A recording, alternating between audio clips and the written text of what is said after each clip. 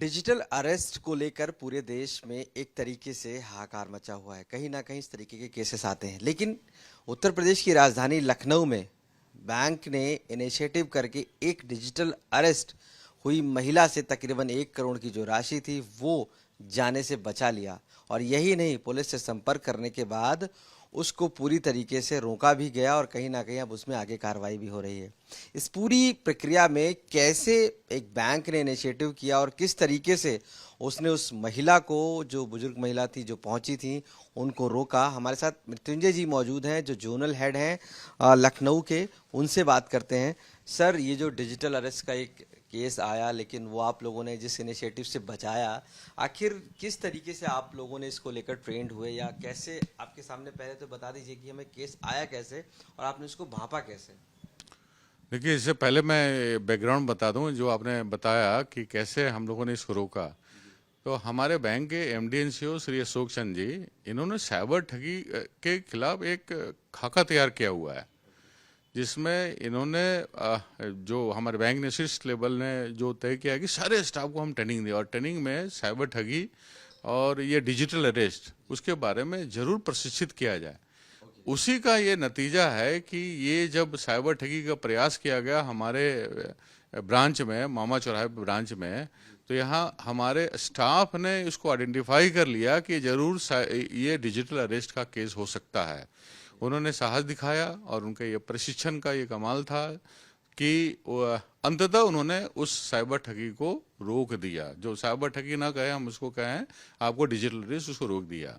और और ये बैंक के लिए भी बेहतर रहा और ग्राहक के लिए बेहतर रहा और उनका भरोसा हमारे ऊपर जागा। सर, आप लोगों पास कैसे ये इमीडिएट महिला पहुंचती, हम उस दृश्य को जानना चाहते हैं। कैसे आप लोगों ने आइडेंटिफाई कर लिया कि ये डिजिटल अरेस्ट की ट्रैप में है और उसको बचाया जा सकता है? क्या सिम्टम्स ऐसे आपको मिले उस दौरान? देखिए, एक्चुअली जो हमारे स्टाफ हैं, जिनको ट्रेनिंग के तहत बताया गया है कि आपको किस तरह से ये आइडेंटिफाई करना है कि साइबर ठगी हो सकता है कि नहीं हो सकता है, ये आपको डिजिटल अरेस्ट में हो सकता है नहीं होता है। इसी में हमारे जो काउंटर पे जो महिला आई थी, वो एक साथ पूरा बंच एफडीआर के लेकर के आई थी। जो उनके पास 15-16 एफडीआर थे, इनको तोड़ दीजिए और ये पैसा रेमिट कर दीजिए। उसी में उनको आभास हुआ कि ऐसा तो महिला का कभी कोई ट्रेंड था नहीं, टेंशन करने का ट्रेंड था नहीं। महिला बार बार जिद कर रही थी। जिद करने के बावजूद भी थोड़ा सा स्टाफ को भनक लग गया कि कुछ ना कुछ गड़बड़ केस में, क्योंकि पिछले 20-25 साल से ये महिला हमारे साथ बैंकिंग कर रही है, ऐसा कभी कोई इनका ट्रेंड रहा नहीं है। और जो उनके हाव भाव में जो चेहरे का एक्सप्रेशन है, वो बताता है कि इसके पीछे कुछ ना कुछ कोई गहरी साजिश है। उसके बाद उन लोगों ने उनको ट्रैप किया, महिला को किस तरह से बातों में उलझाया, उनको ट्रैप किया और अंततः ये जान पाए कि this ladies is under digital arrest. तुरंत उन्होंने बगल के पुलिस स्टेशन को संपर्क किया। तब तक महिला को बातों में उलझाए रखा। पुलिस का भी मैं यहाँ पर धन्यवाद देना चाहूँगा। जो थाना, जो विकास नगर थाना है वहाँ पे नज़दीक में, उनके थाना प्रभारी और उनके जो इंस्पेक्टर हैं वो तुरंत आए और इमीडिएटली उन्होंने महिला को सांत्वना दिया, पहले भरोसा दिलाया कि नहीं, हम आपके साथ हैं। बड़ी बात है कि विश्वास कैसे हुआ महिला को कि वो ट्रैप में अब नहीं है और आप लोगों उसको। वो पुलिस और बैंक दोनों के सहयोग से, पुलिस जब आ गई, बोले कि नहीं मैं आपके साथ हूँ, तब महिला को विश्वास हुआ कि नहीं, जब पुलिस, ओरिजिनल पुलिस हमारे साथ है तो फिर हमें कोई डरने की बात है। तब उसने पूरी बात बताया कि पिछले 5 दिनों से हमें ये लोग अरेस्ट किए हुए हैं मोबाइल के द्वारा, और ये इनको कह रहे थे कि ये पैसा कहीं एक खाते में ट्रांसफर करें। तो जब वो आई थी तो उसके पास मोबाइल भी था और उस दौरान भी वो मोबाइल पे उनके संपर्क में थी? ऐसा बताया गया, स्टाफ ने बताया कि हाँ, उनके पास मोबाइल था और मोबाइल से वो कंटिन्यूअस कनेक्ट थे। जो डिजिटल अरेस्ट के लोग थे वो कंटिन्यूअस कनेक्ट थे और वीडियो उनका ऑन था, ऐसा वहाँ के स्टाफ ने बताया। और पुलिसकर्मी ने भी, इनको जो हमारे एसआई था, उन्होंने भी देख करके बताया कि दे वर कनेक्टेड ना। तो आप लोगों ने कहा कि ट्रेनिंग हम भी देते हैं, तो क्या इस तरीके की ट्रेनिंग भी आप लोग देते हैं स्टाफ को कि वो आइडेंटिफाई कर पाए अगर डिजिटल अरेस्ट कोई है, या बैंक से संपर्क करता है, या वो ऑनलाइन ट्रांजैक्शन करता है, इस तरीके से? नहीं, ये आईटी ट्रेनिंग और साइबर फ्रॉड का ही एक हिस्सा है, जिसमें विशेष रूप से हम लोग ट्रेनिंग दे रहे हैं। जो हमारे पास केसेज आते हैं, उस केसेस को ध्यान में रखते हुए हम लोगों ने एक मॉडल बनाया है, जिसमें हमारे एमडी एनसीओ श्री अशोक चंद जी का बहुत बड़ा विजन रहा है, जिसमें ये चपरासी से लेकर के टॉप लेवल के ऑफिसर तक को ट्रेनिंग दे रहे हैं। उसी का ये नतीजा है कि हम ट्रैप कर, ये एक केस नहीं है, इसके पहले भी पंजाब नेशनल बैंक ने ऐसे 4-5 केस को नाकाम किया हुआ है। इससे पहले भी केसेस आए थे। पहले भी केसेस हैं, उसको नाकाम किया है हमारे काउंटर पर बैठे हुए स्टाफ ने। और ये उसी खाका के तहत जो ट्रेनिंग दिया जा रहा है हमारे टॉप मैनेजमेंट के अंदर, उसी का ये नतीजा है। और हम कटिबद्ध हैं कि हम जब तक संभव हो सकेगा तब तक हम कस्टमर के हार्ड अर्न मनी को हम जाने नहीं देंगे इस तरीके से। महिला वो खुश थी, उसके बाद जब आपसे संपर्क हुआ, पुलिस से संपर्क हुआ, उसको एहसास हुआ, फिर बातचीत जब आपसे हुई? Yes, now see is happy. अब उसको एहसास है कि उनका पैसा बच गया। 2 करोड़ रुपया उनका जाने वाला था, करीब 1 करोड़ 15 लाख हमारे बैंक में था, कुछ ICICI बैंक में, कुछ बैंक ऑफ बड़ौदा में, सारे पैसे उनके बच गए। सर, डिजिटल अरेस्ट जो लोग होते हैं, जैसे अब परिस्थितियाँ, जो उनके लिए क्या मैसेज है from side of the bank की क्या वो करें एज दिस टाइम, अगर ऐसा होता है? क्योंकि ज़्यादातर वो ऑनलाइन ट्रांजैक्शन करते हैं या ज़्यादातर इस तरीके की खुद बैंक पहुंचते हैं।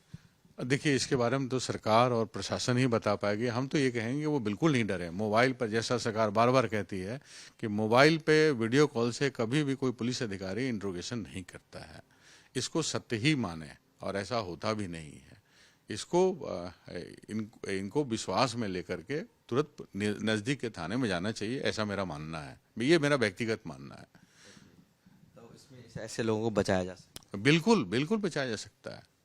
बार बार पुलिस अथॉरिटी कह रही है कि हम कभी भी मोबाइल पे किसी तरह का कोई इंट्रोगेशन नहीं करते, किसी तरह का कोई क्वेश्चन नहीं करते हैं व्हाट्सएप कॉल में। तो इस बात को हमें थोड़ा सा मानने की ज़रूरत है। धन्यवाद सर बात करने के लिए। तो मृत्युंजय जी, जो यहाँ के जोनल हेड हैं PNB के लखनऊ के, साफ तौर से उन्होंने बताया कि किस तरीके से एक महिला तकरीबन 1 करोड़ रुपए की जिस तरीके से डिजिटल अरेस्ट थी और उनके बैंक पहुंचती है और उसके बाद उस बैंक से वो पैसे निकालने की कोशिश करती है, लेकिन इनके स्टाफ के द्वारा हाव भाव से उसकी मदद की जाती है और फाइनली अंततः उसको उस डिजिटल अरेस्ट से बचा लिया जाता है। और ये कहीं ना कहीं ट्रेनिंग भी पहले से दी गई थी, उसका भी नतीजा है। और ऐसे में बैंक खुद कह रही है कि ऐसे लोगों से भी सावधान रहें जो मोबाइल के थ्रू इन्वेस्टिगेशन करते हैं या डिजिटल अरेस्ट की धारा में आगे बढ़ते हैं। तो ये कहीं ना कहीं उस महिला के लिए खुशी की बात है और इनके लिए भी कि उनके कस्टमर का पैसा बच गया। देश में डिजिटल अरेस्ट को लेकर लोगों में डर बना हुआ है, लेकिन लखनऊ में एक ऐसा केस सामने आया है जिसमें डिजिटल अरेस्ट हुई एक बुजुर्ग महिला जब बैंक पहुंचती है तो बैंक के कर्मचारी उसके हाव भाव से पहचान कर 1 करोड़ रुपए की होने वाली डिजिटल अरेस्ट को रोक लेते हैं। और ये सारा PNB जो मामा चौराहे की ब्रांच है लखनऊ की, वहाँ पर होता है। आखिर किस तरीके से उन महिला कर्मचारियों ने और बैंक के जो मैनेजर हैं उन्होंने मिलकर इस पूरे डिजिटल अरेस्ट को रोका है, हम उस बैंक में मौजूद हैं और उनसे खुद बात करते हैं कि आखिर कैसे उन तक वो महिला पहुंचती हैं और जिसके बाद वो 1 करोड़ रुपए की तकरीबन होने वाली डिजिटल अरेस्ट को रोकती हैं। हमारे साथ ये मौजूद हैं, एम्प्लॉई हैं यहाँ की। क्या नाम है आपका? सर अंकिता सिंह। अंकिता जी, जब डिजिटल अरेस्ट वाली जो महिला यहाँ पर आई थी वो किस हाव भाव के साथ आई थी और किस तरीके से आपको फर्स्ट जो इंटरेक्शन हुआ आपसे, कैसे आपने आइडेंटिफाई किया कि वो डिजिटल अरेस्ट है? सर मंडे का दिन था और लगभग रहा होगा 12:30 का टाइम अप्रॉक्स, क्योंकि वो जब अंदर आई तो यही मेरे काउंटर पे सबसे पहले आई और वो पूरा FD लेकर के आई थी और उन्होंने एक टोन में एक ही सेंटेंस में सब बोल दिया था कि मैडम ये मेरी FD है, सारी FD मुझे ब्रेक करनी है, सब अकाउंट में लेकर के मुझे पैसा सेंड करना है, ऐसे करके। तो मैंने कहा कहाँ भेजना है आपको पैसा? मुझे एक फॉर्म चाहिए, जो वो फॉर्म चाहिए जिससे पैसा भेजा जाता है। मैंने कहा कौन सा फॉर्म चाहिए? मुझे RTGS करना है। तो मतलब उन्हें ऐसा लग रहा था कि वो सब रट के आई हुई है कि मुझे ऐसे ऐसे करके ये भेजना है। बस उन्हें किसी ने कहा था ये चीज़ कि आप ब्रांच जाइएगा, ये बाद में उन्होंने बताया कि आप ब्रांच जाइएगा, किसी से बात करने की जरूरत नहीं है, अपनी FD सारी ब्रेक करा के तुरंत फंड मेरे को RTGS कीजिएगा। अगर कोई भी आपको प्रॉब्लम है तो ब्रांच के बाहर निकल के बात कीजिएगा मुझसे। ये सब उन्होंने बाद में बताया। फिर जब मुझे उनके सेंटेंस पे थोड़ा सा डाउट हुआ, फिर हमने उनको कन्विंस किया। अब एज अ बैंकर मैं तो क्लोजिंग के दिमाग में रहूंगी कि 15 दिन में मेरी क्लोजिंग ना बिगड़ जाए। करोड़ों का फंड है। FD जब मैंने पलटी तो मोटा मोटा जोड़ा तो 1 करोड़ के ऊपर फंड जा रहा था। तो मैंने सोचा कि ये फंड को रोकने का कोशिश तो है, कोई भी करेगा। फिर मैंने सोचा कि पूछते हैं, तो बोली मुझे बच्चों में पैसे बांटने हैं। फिर भी मेरे दिमाग में आया कि अगर बांटने ही है तो 15 दिन बाद बांट दीजिएगा, लेकिन अब उनको तो नहीं कह सकते, भाई फंड उनका है, पैसा उनका है, जहाँ चाहेगी जाएंगी। फिर हमने कहा कि ठीक है मैडम, कोशिश करते हैं, बैठिए। फिर वो अपना लिखने के लिए वहाँ बैठी अपना। मैंने कहा प्रोसेस शुरू कीजिए आप, क्योंकि वो बहुत रिजिड थी, वो मानने को तैयार ही नहीं थी कि मुझे फंड अपना ले ही जाना है, तोड़वाना है सारी FD। मैंने कहा ठीक है, आप प्रोसेस शुरू कीजिए।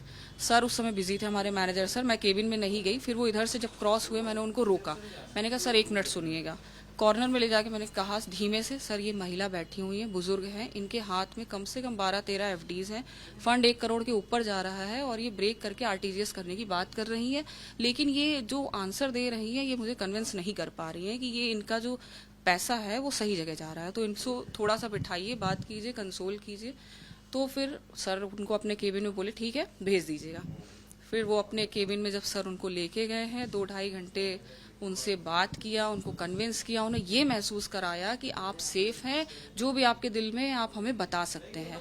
फिर वो डरी हुई थी, वो कुछ भी बताना नहीं चाह रही थी, क्योंकि उनको ये बोला गया था अगर आपने बताया तो आपके ऊपर टेररिस्ट हमला हो सकता है, कुछ भी हो सकता है, जान जा सकती है, या पुलिस की टीम आ जाएगी, बदनामी होगी, ऐसे ऐसे करके उन्हें काफ़ी कुछ बताया गया था।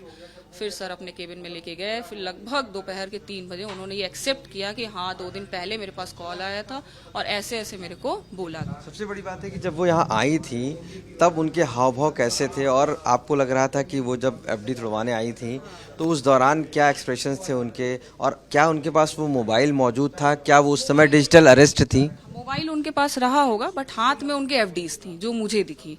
तो उनका हाव भाव बहुत ज्यादा तो नहीं ऑकवर्ड था, एक नॉर्मल वे में था, लेकिन उनका जो स्पीड टोन था और ये बात करके मुझे तुरंत आरटीजीएस करना है, और वो कन्विंस होने के लिए तैयार ही नहीं हो रही थी कि मुझे ये फंड जो है मैं कुछ दिन बाद भेजूं या कुछ भी ऐसा, वो सुनना ही नहीं चाह रही थी। क्या वो बार बार बाहर भी जा रही थी इसको बातचीत करने के लिए इस डिजिटल अरेस्ट के दौरान? उस समय तो नहीं गई थी, लेकिन जब वो सर के पास बैठी थी उस दौरान वही 2-2.5 घंटे के पीरियड में वो 2 बार बाहर गई थी बात करने। और जब भी वो जा रही, मतलब बात करना था, तो फोन लेके वो बाहर ही जा रही थी।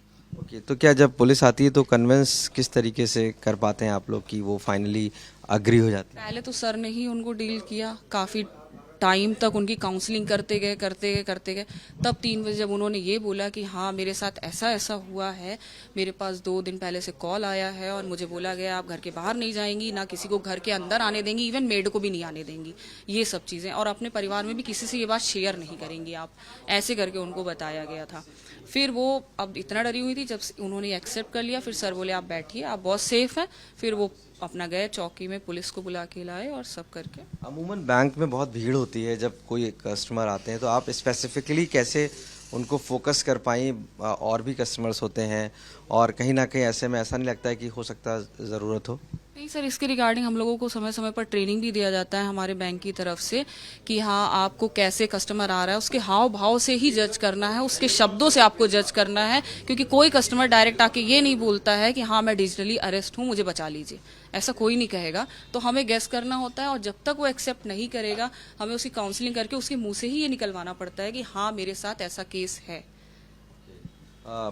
इसके लेकर जब आप वो पूरी तरीके से फ्री हो गई तो क्या आप लोगों को भी अब लगा कि जिस तरीके से लोग आते हैं अगर डिजिटल अरेस्ट हैं तो उनको अगर इस तरीके से बचाया जा रहा है तो क्या मैसेज है उनके लिए भी? अब सर ये केस इतना बड़ा हुआ है और इतना फैल रहा है, तो इससे बहुत लोग जागरूक होंगे, अवेयर होंगे, स्टाफ भी अवेयर होंगे, उनको भी पता चलेगा कि हाँ ऐसे ऐसे कस्टमर अगर आ रहे हैं तो थोड़ा सा उनसे बात करें। हो सकता है वो डरे हुए हैं, थोड़ी देर बाद सब कुछ बता भी देंगे। और वैसे भी जो बुजुर्ग लोग भी हैं तो या कोई भी पब्लिक हो, आम पब्लिक भी थोड़ा सा अवेयर रहें। तो ये अंकिता जी हैं, साफ तौर से यहाँ पर एम्प्लॉई हैं बैंक में, और इनके साथ में और भी एम्प्लॉयज़ हैं और वो भी मौजूद थी उस दौरान, उनसे भी पूछ लेते हैं। आप मौजूद थी उस दौरान जब ये हो रहा था? नहीं थी मैं तो। आप नहीं थी? नहीं। काफ़ी ज़्यादा एम्प्लॉयज़ हैं वो रहते हैं, लेकिन जिस दौरान ये हुआ यही वो रास्ता है जहाँ पर वो महिला पहुँचती हैं, और महिला पहुंचने के बाद इसी जगह से आकर वो यहाँ पर रुकती हैं, और ये जो मे आई हेल्प यू काउंटर है 1 नंबर का, यहाँ पर आकर वो जो अंकिता एम्प्लॉई हैं उनसे बातचीत करती हैं और एफडी तुड़वाने के लिए, हालांकि उस दौरान बैठने के लिए कहा जाता है कि आप बैठिए, चूँकि जो हाव भाव होते हैं, जो एक्सप्रेशन से, उससे ज़रूर ये शक जाहिर होता है कि कहीं ना कहीं वो महिला डिजिटल अरेस्ट के लिए ट्रैप हुई हैं, और इसको आइडेंटिफाई करने के लिए बैंक के मैनेजर सहित जो एम्प्लॉई हैं वो सभी लग जाते हैं, और ऐसे में कोशिश की जाती है कि आखिर एग्जैक्ट जो डिटेल है वो जानकारी की जाए कि किस तरीके से वो महिला इस ट्रैप में है, क्योंकि ये सारी चीज़ें के लिए भी काफ़ी ज़्यादा कुछ जानकारी की गई। इस समय जो मैनेजर हैं यहाँ के, उनसे भी हम बात कर लेते हैं कि आखिर वो किस तरीके से इस पूरे डिजिटल अरेस्ट को अपने कॉग्निजेंस में ला पाए, कैसे वो समझ पाए। सर क्या नाम है आपका? सर मैं श्रवण राठौर। वरिष्ठ शाखा प्रबंधक पंजाब नेशनल बैंक मामा चौराहा।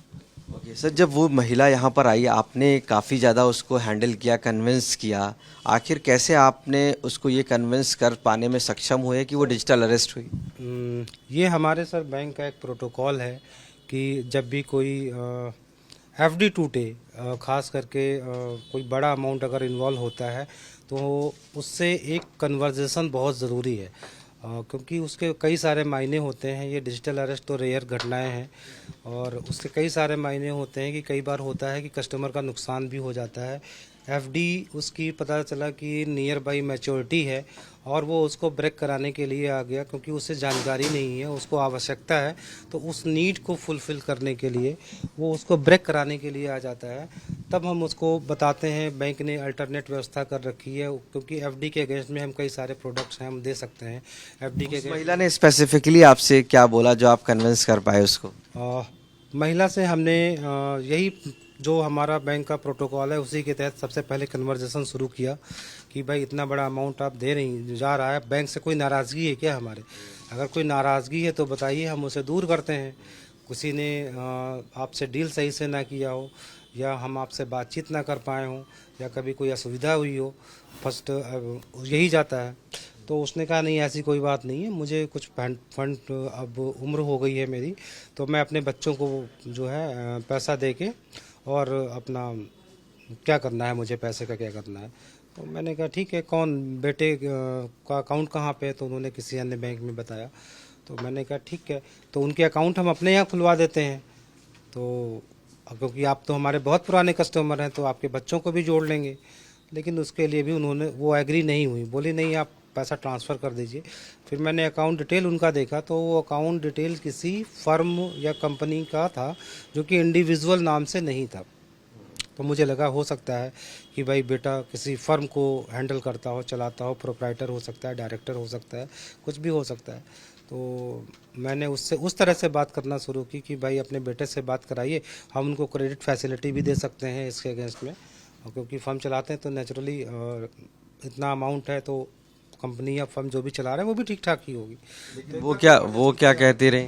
वो कहती रही कि नहीं, पैसा मुझे चाहिए और कुछ दिनों बाद ये पैसा आपके यहाँ फिर आ जाएगा। तो मुझे डाउट हुआ कि पैसा देना भी है और फिर वो वापस भी आ जाएगा, लेकिन इतना विशेष मतलब किसी नतीजे पे नहीं पहुँच पाए उस समय तक हम। तो मैंने फिर उनसे बोला कि जो आप अकाउंट डिटेल लेके आई हैं मेरे पास, इसका मुझे वो दिखाइए, क्योंकि अकाउंट नंबर जो है आपका ये गलत प्रतीत हो रहा है। तो नहीं, बोली कि नहीं मेरा अकाउंट नंबर तो बिल्कुल सही है और मैंने खुद लिखा है। फिर मैंने, क्योंकि शक थोड़ा सा हो चुका था, मैंने एक डमी एक्टिविटी अपने सिस्टम पे करने की कोशिश की कि अकाउंट फीड करके और ये मैं उनको जता सकूं कि आपने जो अकाउंट डिटेल दिया है ये सही नहीं है। मैंने उनको ये कंफर्म किया कि आपका अकाउंट डिटेल जो आपने दिया है ये सिस्टम एक्सेप्ट नहीं कर रहा है और आपका अकाउंट मिसमैच हो रहा है। लेकिन वो फिर थोड़ा सा सोची और फिर बोली नहीं, ये अकाउंट डिटेल तो सही है, बिल्कुल सही है। हमने कहा नहीं मैडम, ये अकाउंट डिटेल सही नहीं है। उनके क्योंकि बुजुर्ग थी, उनकी बात को मानना भी ज़रूरी था और हम ये कह भी नहीं सकते किसी को, क्योंकि जो महिला वेल एजुकेटेड है और फंड इतना मेंटेन करते हैं और साउंड माइंड में भी थी। खैर ऐसा नहीं था कि कोई बहुत ज़्यादा डिस्टर्ब। कैसे आप लोग?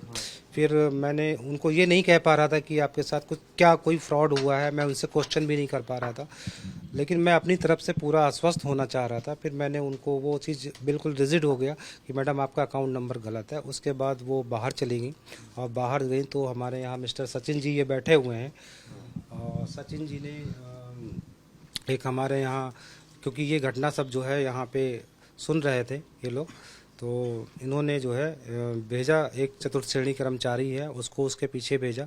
वो महिला एक कॉर्नर में चली गई, बाहर गेट के एक कॉर्नर में जाके बात करने लग गई।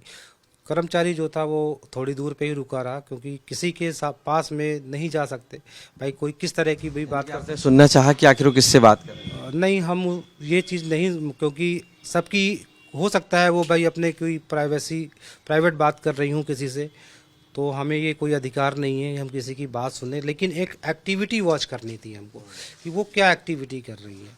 तो वो एक्टिविटी जो उनकी थी वो कॉर्नर पे जाके बात करना। अगर हमें किसी को अपने परिवार में फंड देना है तो हम जहाँ जा रहे हैं संस्था में, वो हमारे सामने बात कर सकती थी, या हॉल में जाके बात कर सकती थी, या बाहर भी करना था तो गेट पे खड़े होकर बात कर सकती थी। कॉर्नर में जाना थोड़ा सा एक जो शक था, संदेह था, वो बहुत ज़्यादा मजबूत हो गया। फिर उसके बाद वो बैंक में आई, बोली नहीं बेटा ये अकाउंट नंबर सही है, आप इसमें ट्रांसफ़र कर दीजिए, मैंने बात कर ली है। मैंने कहा आपने जो ये डिटेल आया है उस पर मोबाइल पे जो है ना चेक या तो होगी आपकी, भाई जब दिया जाता है तो एक सॉलिड वो दिया जाता है, कहीं कोई गलती ना हो। इतना बड़ा अमाउंट जब जाता है तो ये एश्योर करता है रिसीवर कि कहीं कोई गलती ना हो, तो वो व्हाट्सएप पे चेक भेज देता है, या चेक की कॉपी दे देता है, फ़ोटो कॉपी दे देता है, या व्हाट्सएप पे वो टेक्स्ट मैसेज कर देता है। उस तरह की जानकारी मैंने निकालनी चाहिए, बट उसके लिए भी उन्होंने फ़ोन दिखाने से डिनाई कर दिया। जब उन्होंने डिनाई कर दिया तो ये सब चीज़ें जो है शक को बढ़ाती गई। और जब उन्होंने फ़ोन दिखाने से मना किया तब आपको ज़्यादा उसमें शक हुआ? बिल्कुल, मैं कॉन्फिडेंट होता चला गया कि ये जो है मैटर कुछ फ्रॉड से रिलेटेड है। फिर मैंने बातों बातों में उनका जो है वो मिलाने लग गई, वो पर्चे से खुद ही मिलाने लग गई। लेकिन मैंने बातों बातों में जो है उनका फ़ोन अपने हाथ में ले लिया, और उसमें देखा मैंने व्हाट्सएप चैट पे एक वॉइस कॉल पड़ी हुई थी, और जो नंबर सेव था वो भी एक अनयूजुअल टाइप का था। और जनरली ऐसा नाम नहीं होता है कि आगे हम किसी का नाम सेव करते हैं, हम भी सेव करते हैं और लोगों के भी देखते हैं, या नाम रखा अगर 2 फ़ोन है 1 2 कर दिया, न्यू ओल्ड, इस तरह का जनरल प्रैक्टिस है। तो उस टाइप का नहीं था, सेव करके आगे लिखा हुआ था। तो वो मैं कॉन्फिडेंट हो गया कि नहीं ये कोई फ्रॉड ही है, और संभवतः ये डिजिटल अरेस्ट का फ्रॉड है, क्योंकि महिला जिस तरह से मतलब कुछ बताने को तैयार नहीं थी। तो वो मैं कंफर्म हो गया। फिर मैंने उनको चाय कॉफ़ी पिलाई, थोड़ी देर बातचीत करता रहा। फिर मैंने उनसे कहा कि ये इतना बड़ा अमाउंट है, अगर ये अभी 5 मिनट में आपके पास से चला जाएगा तो आपके पास क्या बचेगा। तो महिला के एक्सप्रेशन थोड़ा सा लूज़ हो गए, और उन्होंने मतलब एक चेहरे पे जो वो होता ना कि हमारे पास से सब चला जाएगा, वो चीज़ दिख रही थी उनके चेहरे पे। फिर मैंने उनको थोड़ा आश्वासन दिया। हमने कहा आप निश्चित तौर पे कि कॉल ऐसी आई होगी आपके पास। तो उन्होंने धीरे धीरे बताना शुरू किया, लेकिन फिर भी वो बोली इतना मतलब उनको इंस्ट्रक्शंस स्ट्रिक्टली दिए गए थे कि आपको किसी से कोई बात नहीं करनी है और फंड ट्रांसफ़र करना ही करना है। तो वो उसी को फॉलो कर रही थी। एक तरह से उनका माइंड जो है हैक कर लिया गया था। फ़ोन तो हैक होता है सुनते ही हम लोग, लेकिन डिजिटल अरेस्ट में जैसा कि हमने देखा यहाँ पे लाइव, वो उनका एक तरह से माइंड हैक कर लिया गया था। हमारे बताने के बावजूद भी वो फंड ट्रांसफ़र करने के लिए रेडी थी। फिर मैंने उनको पूर्ण रूप से आश्वस्त किया कि आपको यहाँ पे कोई खतरा नहीं है, और डिजिटल अरेस्ट जैसी कोई चीज़ होती ही नहीं है, कि ऐसा कोई प्राविधान है ही नहीं कि किसी को डिजिटली अरेस्ट किया जा सके। कोई अगर मामला हो, क्या वो डिजिटल अरेस्ट अपने आप बता रहे थे कि आपने उनको बोला? जैसा कि उन्होंने बताना शुरू किया था, मैंने बताया कि धीरे धीरे मैंने बात करनी शुरू की, कि उनको कॉल आया था, उनको इंस्ट्रक्शन दिए गए थे, और कैसे वो अग्री हुई? जो मनी लॉन्ड्रिंग का मामला उनको धमकाया गया, और दिल्ली वाले ब्लास्ट में मनी का शामिल होना बताया गया। ये सारी चीज़ें पीछे का जो बैकग्राउंड उन्होंने बताया कि ऐसे ऐसे क्रिएट किया गया था एक सीबीआई या पुलिस डिपार्टमेंट टाइप का। तो उससे सब ये जाहिर हो गया था कि ये डिजिटल अरेस्ट का मामला है। तो मैंने उनको बताया कि ये डिजिटल अरेस्ट कुछ होता ही नहीं है, इससे डरने घबराने की कोई ज़रूरत नहीं है। फिर भी मैंने नज़दीकी पुलिस थाना और पुलिस चौकी को फ़ोन कर दिया था उनके आश्वासन के लिए कि आप सुरक्षित हैं, आपको कोई खतरा नहीं है। फिर उन्होंने तुरंत ही हमारे नज़दीकी पुलिस चौकी से मिस्टर यादव जी हैं, वो आ गए, और हमने इस घटना की जानकारी अपने मंडल प्रमुख कार्यालय जो हमारे राम बाबू जी हैं उनको दी। उन्होंने हमारे मंडल प्रमुख श्री राजकुमार सिंह जी उनको उन्होंने एक्सेप्ट किया कि वो डिजिटल अरेस्ट थी? डिजिटल अरेस्ट उनको पता नहीं था एक्चुअली डिजिटल अरेस्ट कुछ होता है। वो जो घटना है फाइनली क्या बताया कि कहाँ थे? उन्होंने यही बताया कि हमें ऐसे ऐसे इंस्ट्रक्शन दिए गए हैं, ऐसे फ़ोन आया था, और जो किस बात पर अग्री हुई बताने को लेकर, क्योंकि वो जब कन्विंस नहीं हो रही थी जब मैंने उनको बताया कि आपका पैसा जा रहा है और आपके पास इसके पास अकाउंट खाली हो जाएगा, अब आपके पास क्या बचेगा, फिर वो वहाँ पे टूट गई वो वहाँ पे। फिर वहाँ पे उन्होंने धीरे धीरे घटनाओं को जिक्र करना शुरू किया।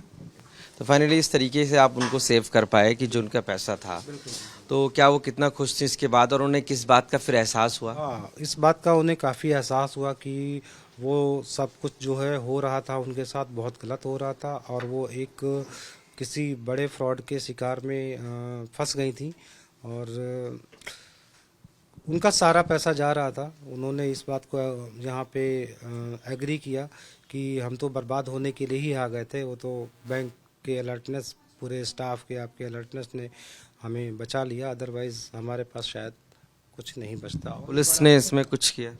जी, पुलिस ने उस हाँ, पुलिस अपने स्तर पे कार्रवाई कर रही है, जहाँ तक हमें जानकारी है। क्या उस दौरान डिजिटल अरेस्ट जब वो थी तो उस दौरान क्या आप लोगों की उस फ्रॉड से बात हुई या पुलिस की बात हुई? नहीं, हमारी बात नहीं हुई। हमने वो फ़ोन नंबर ज़रूर टैप करके नोट कर लिया था। जब मैंने बातों बातों में उनसे फ़ोन ले लिया था, वो दे नहीं रही थी और मैं इसी सीट पे बैठा हुआ था, ऐसे देख रहा था, तो वो इतने इंस्ट्रक्शन दिए गए होंगे कि किसी के हाथ में फ़ोन नहीं देना है।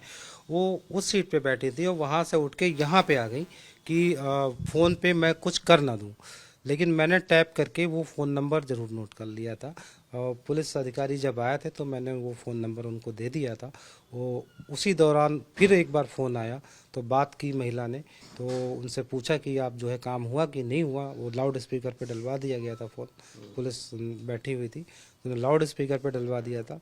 तो उन्होंने बोला, यहाँ से हम लोगों ने क्योंकि बोल दिया था कि आप बोल दीजिए कि रास्ते में हैं, पहुँच रहे हैं, तो उन्होंने ऐसा बोला। फिर हमारे चौकी इंचार्ज महोदय जी जो थे, उन्होंने भी जो है बात की, लेकिन उनकी आवाज़ सुनते ही फ़ोन कट कर दिया गया उधर से। फाइनली वो डिस्कनेक्ट? हाँ, डिस्कनेक्ट कर दिया गया। और मैं एक मैसेज ज़रूर देना चाहूँगा अपने पंजाब नेशनल बैंक की तरफ से आम जनता को जो इससे अनअवेयर है। वैसे तो बहुत लोग आज का यूथ जो पब्लिक है सब अवेयर है, लेकिन रेयर घटनाएं हो भी जाती हैं, इक्का दुक्का होती रहती हैं। तो डिजिटल अरेस्ट नाम की कोई चीज़ होती नहीं है, इससे बिल्कुल ना डरें। इस तरह का कोई कॉल आता है, कोई आपको वीडियो कॉल आए, वॉइस कॉल आए, आप बिल्कुल जो है उससे ना घबराएं और उसको उसी की भाषा में जवाब दें। वो कुछ नहीं कर पाएगा आपका, क्योंकि ऐसा कोई प्राविधान ही नहीं है कि जो डिजिटल अरेस्ट कर सके। धन्यवाद। तो हमारे साथ मौजूद थे इस बैंक के मैनेजर, जिन्होंने बताया कि किस तरीके से उस महिला को कन्विंस किया गया, किस तरीके से उसको ये पूरा देखा गया कि वो डिजिटल अरेस्ट है, जिसके बाद उसने इस बात को एक्सेप्ट भी किया और ये पाया कि वो डिजिटल अरेस्ट थी उस दौरान जब पुलिस और बैंक मैनेजर ने फ़ोन के ज़रिए बात करने की कोशिश की उस फ्रॉड से, तो उसने डिस्कनेक्ट कर दिया फ़ोन। फाइनली उस महिला को तकरीबन 1 करोड़ की जो डिजिटल अरेस्ट थी और वो पैसा ट्रांसफ़र करने वाली थी, उसको बचाया जा सका। तो इस प्रकरण को पूरा लेकर हालांकि पुलिस भी इन्वॉल्व थी, लेकिन बैंक के लोगों ने, कर्मचारियों ने, मैनेजर ने जो सूझबूझ दिखाई, जिसके चलते एक जो महिला थी बुजुर्ग, वो कहीं ना कहीं इस डिजिटल अरेस्ट के फ्रॉड से पूरी तरीके से बच सकी। लखनऊ से कैमरा पर्सन संदीप दुबे के साथ मैं आशीष श्रीवास्तव, आज तक।